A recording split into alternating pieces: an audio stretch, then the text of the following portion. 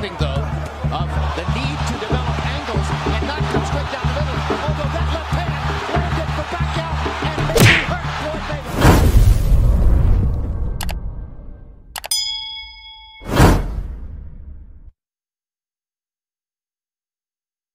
As part of a plea agreement for a hit-and-run case from 2020, Gervonta "Tank" Davis agreed to plead guilty to 4 traffic violations. He will now be sentenced on May 5 and is free to meet Ryan Garcia on April 15 in their eagerly anticipated mega fight on Showtime PPV. The Baltimore Banner is reporting the Tank Davis, 28 years old, plea deal, and it is now known that his court case won't affect his still unsigned fight against the well-known Ryan Garcia. For the boxing fans who have been anticipating the Gervonta vs. Ryan fight for the last 2 years, they finally can get a chance to see this matchup take place. The rematch clause, which is now slowing the process of making this fight a reality, is the last obstacle standing in the way of the match. If PBC Showtime were prepared to cancel the Tank Garcia bout due to the rematch clause, it would be a huge letdown for the boxing community, because Tank's options aren't as good. The next major matchup for Tank would be against Shakur Stevenson, a battle he stands a lower chance of winning. The PBC won't even need to stop that fight,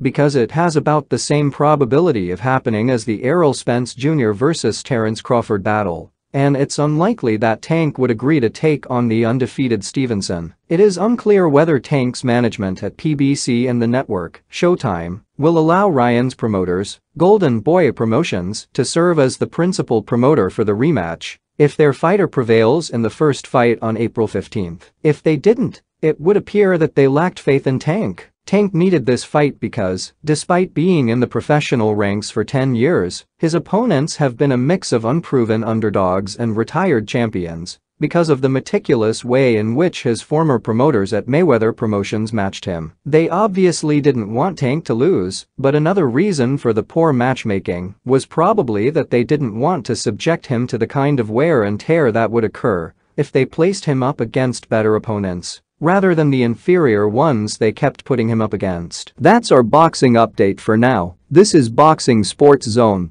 Please don't forget to like, subscribe and hit the notification bell for more videos and updates.